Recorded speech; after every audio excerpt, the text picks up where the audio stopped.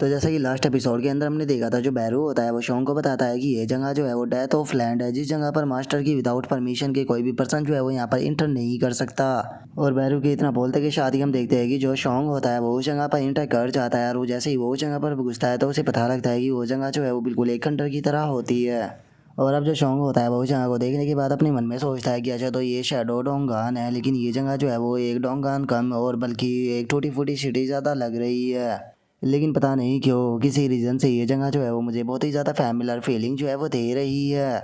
और इतना सोचते के साथ ही जो सॉन्ग होता है उसके सामने एकदम से जो डिस्प्ले होती है वो आ जाती है, जिसमें कि उसका मिशन जो होता है वो दिया गया होता है, जिसके अंदर उसे बताया जाता है कि जो शैडो डोंगान की विल है वो तुम्हारे इस कमज़ोर रूप को अपने मास्टर के रूप में एक्सेप्ट करना नहीं चाहती। इसीलिए तुम्हें इस डोंगान के अंदर सर्वाइव कर कर जो खुद की अहमियत है उसे प्रूव करना होगा। तुम्हारा रिक्वायर टाइम जो है वो यहाँ पर 4 घंटे है, 4 घंटों तक तुम्हें यहाँ पर सर्वाइव करना होगा। और अब उस मिशन को पढ़ने के बाद जो शॉन्ग होता है वो बैरू से पूछता है कि क्या मुझे 4 घंटों तक इस जगह पर सर्वाइव करना होगा। जो सुनते के साथ ही बैरू शॉन्ग को समझाता है कि जल्दी से अपना गार्ड ऑन खोल लीजिए, यंग मोनार्च किसी भी टाइम यहाँ पर खतरा आ सकता है। जो सुनते के साथ ही जो शॉन्ग होता है वो बैरू से पूछता है कि यहाँ पर किस प्रकार का खतरा होने वाला है, और उसके इतना सब पूछते के साथ ही हम देखते हैं कि ऊपर कोई मॉन्स्टर जो होता है वो आ जाता है, जो कि वहाँ पर आते के साथ ही सीधे जो सॉन्ग होता है उसके ऊपर अपनी अटैक को कर देता है। लेकिन सॉन्ग को भी सही टाइम पर उसके बारे में पता लग जाता है और वो खिंचाकर उसके एक लात दबा कर मारता है। और उसे मारने के बाद सॉन्ग जो होता है वो बोलता है कि सच में इसने तो मुझे काफ़ी ज़्यादा सरप्राइज कर दिया। और अब सॉन्ग की उस लात के कारण हम देखते हैं कि वो गोबलिन होता है जो कि काफ़ी पीछे जाकर गिरता है, और हमें इसके बारे में बताया जाता है कि ये एक गोबलिन स्काउट है। जो देखकर जो सॉन्ग होता है वो बैरू से पूछता है कि आखिर ये गोबलिन स्काउट क्या होता है। जो सुनकर बैरू उसको बताता है कि स्काउट का मतलब ये होता है कि ये बिल्कुल नया है। जो सुनते के साथ ही अब जो सॉन्ग होता है वो भी उसके ऊपर अटैक करने के लिए जाने लगता है। अटैक को करते हुए बोलता है कि क्या इसका मतलब ये है कि इससे पहले ये यहाँ पर अपने अलाय को बुला ले, उससे पहले ही मुझे इसके साथ में डील करनी चाहिए। और सॉन्ग को अटैक करता हुआ देखकर बैरू उसको बोलता है कि यंग मोनार्च वैसे तो ये गोबलिन स्काउट जो होते हैं वो काफ़ी ज़्यादा कमज़ोर होते हैं, लेकिन उसके बाद भी ये बहुत ही ज़्यादा चालाक और हरामी होते हैं, तो आपको काफ़ी ज़्यादा केयरफुल रहना होगा। जो सुनते के साथ ही हम देखते हैं कि जो सॉन्ग होता है वो एकदम से उस गोबलिन के पास में आ जाता है और बोलता है कि इस गोबलिन के नाम में कोई भी यहाँ पर कलर नहीं है, इसका मतलब ये गोबलिन जो है वो यहाँ पर ज़्यादा पावरफुल नहीं होने वाला और ये बहुत ही ज़्यादा कमज़ोर है। और इतना बोलते के साथ ही जो सॉन्ग होता है वो सीधे जाकर जो गोबलिन स्काउट होता है उसके हाथ के ऊपर अटैक करके जो उसकी एक्स होता है उसे छीन लेता है, और नोटिफिकेशन आती है कि आपने गोबलिन स्टोन एक्स को ले लिया है। जो सुनते के साथ ही जो सॉन्ग होता है वो सीधे उस गोबलिन के ऊपर उस एक्स से अटैक कर उसे वहीं पर ही जान से मार देता है, और उसे डिफीट करने की नोटिफिकेशन भी शॉन्ग के पास में आ जाती है। जो देखकर शॉन्ग बोलता है कि ये तो काफ़ी ज़्यादा आसानी से निपट गया। और वैसे इन मोस्टरों के साथ में फाइट कर मैं एक चीज़ तो समझ चुका हूँ कि इन मोस्टरों के जो नाम के कलर होते हैं वो यहाँ पर इनकी पावर को दर्शाते हैं। जो सुनने के बाद भैरू बोलता है कि ओ मैं समझ गया। और उसके इतना बोलते के साथ ही एकदम से उन्हें वहाँ पर एक हॉर्न की आवाज़ सुनाई देती है, और हमें पता लगता है कि वहाँ पर एक और गोबलिन स्काउट मौजूद है जो कि वहाँ पर अपना हॉर्न बजा रहा होता है। जिसे देखने के बाद जो सॉन्ग होता है वो भी मुस्कुराने लगता है और मुस्कुराते हुए बोलता है कि ओ जरा देखो तो यहाँ पर एक और गोबलिन स्काउट जो है वो आ गया। और उसके इतना बोलते के साथ ही हम देखते हैं कि वहाँ पर काफ़ी सारे गोबलिन जो होते हैं वो आने लगते हैं, जिनमें से एक गोबलिन सेंट्रन भी होता है। और उसे अलग हम वहाँ पर एक और गोबलिन को देखते हैं जिसका नाम की गोबलिन डेकोरिन होता है। और अब वहाँ पर इतने सारे गोबलिनों को देखने के बाद जो सॉन्ग होता है वो बैरू से बोलता है कि तुम मेरी मदद करोगे ना। जो सुनने के बाद बैरू उदास होते हुए बोलता है कि यंग मोनार्च मुझे माफ़ कर देना, लेकिन मैं यहाँ पर आपकी मदद करना तो चाहता हूँ, लेकिन इस टाइम पर यहाँ पर मेरी कंडीशन बहुत ही ज़्यादा बेकार है। डायमेंशन को क्रॉस करने के कारण मेरा माना जो है वो बहुत ही स्पीड के साथ में खर्च हो चुका है, जिस कारण मैं यहाँ पर आपकी मदद नहीं कर सकता। मुझे अपनी स्ट्रेंथ जो है उसे जल्द से जल्द रिकवर करना होगा, उसके बाद ही मैं आपकी मदद कर पाऊँगा। और वैसे भी यहाँ पर ये बैटल जो होने वाली है वो आपकी एक्सपीरियंस बैटल होने वाली है, क्योंकि इसी से ही आपको यहाँ पर ज़्यादा से ज़्यादा एक्सपीरियंस मिलेगा। जो सुनने के बाद शॉन्ग उससे बोलता है कि ठीक है मैं तुम्हारी बात को समझ गया, तुम कहना चाहते हो कि तुम मेरी मदद नहीं करोगे। चलो तो फिर ठीक है, यहाँ पर अपनी पावर जो है उसे ट्राई कर देखते हैं। और इतना बोलकर अब जो सॉन्ग होता है वो अपनी पावर का इस्तेमाल करने के बाद जो वो गोबलिन की एक्स होती है उसे दोबारा से उसकी खोपड़ी के अंदर से उखाड़ कर अपने हाथ में पकड़ कर वहाँ पर जो एक गोबलिन मौजूद होते हैं उनके ऊपर अटैक करना शुरू कर देता है।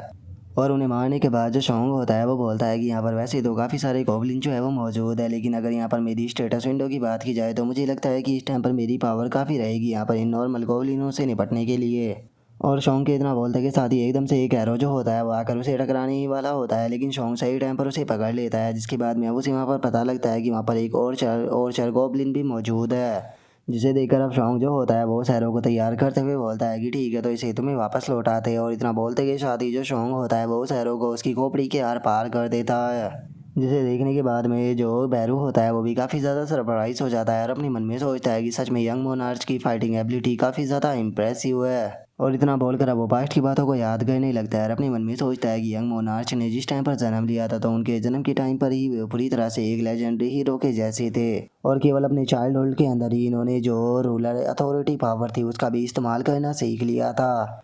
और चूंकि इस वर्ल्ड के अंदर पूरी तरह से उस टाइम पर पीस बन चुका था और ये पावर जो थी वो हर एक चीज़ को डिस्ट्रॉय करने के लिए बनी थी, तो इसीलिए उस टाइम पर जो मोनार्च थे उन्होंने इसकी पावर को सील कर दिया।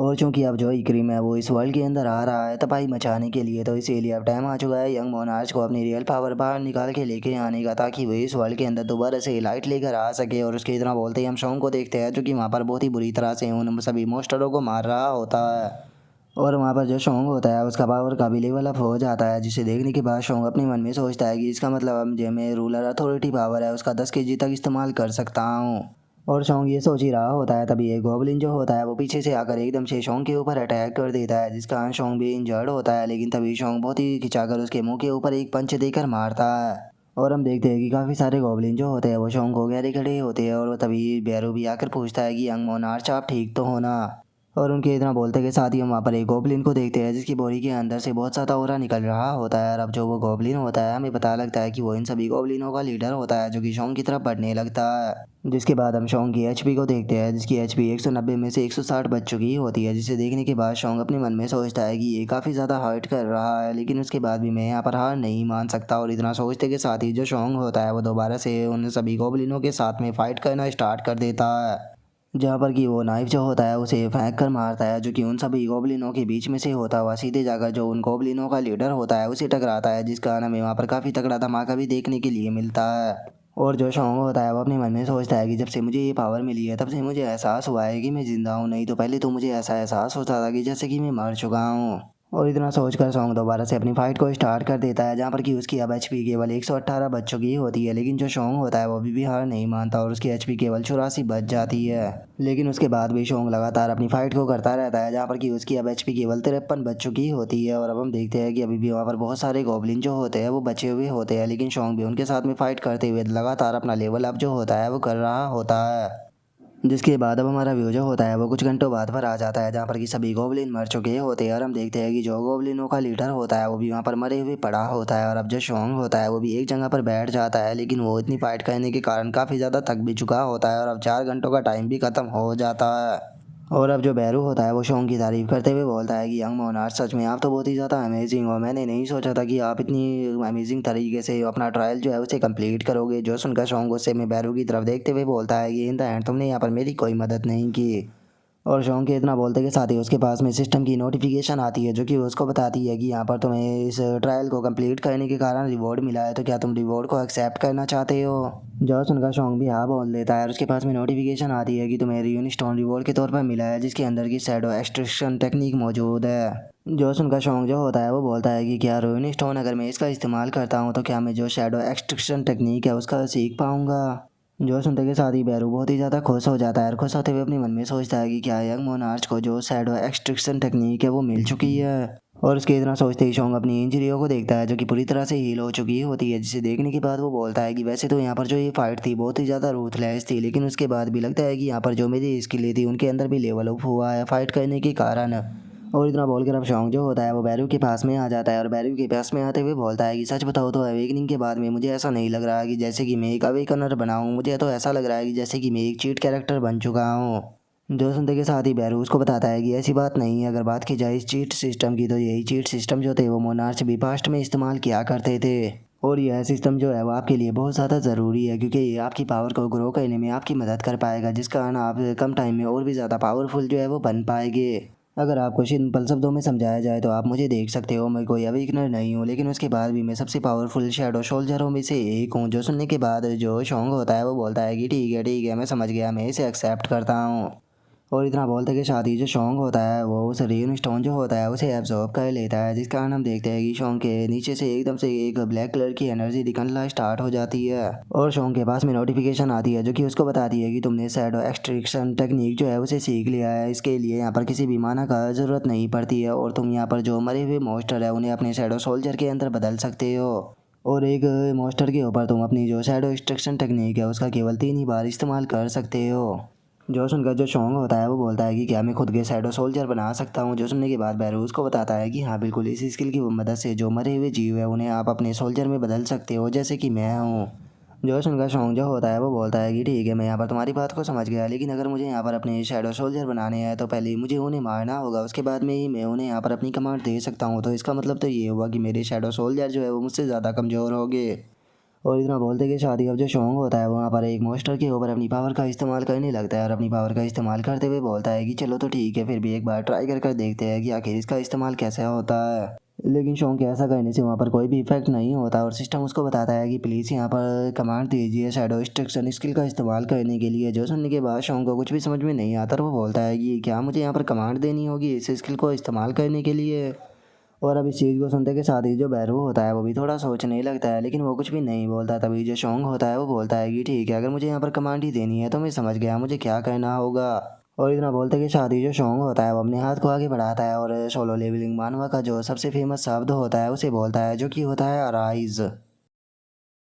और अब शोंग के अराइज बोलते के साथ ही जो हमारा आज का एपिसोड है वो यहीं पर ही कंप्लीट हो जाता है। तो नेक्स्ट एपिसोड के अंदर देखिए कि आगे क्या होता है। अगर आप लोगों को वीडियो अच्छी लगी हो तो लाइक करना, चैनल को सब्सक्राइब करना। मैं मिलता हूँ नेक्स्ट एपिसोड में, तब तक के लिए बाय बाय गाइस।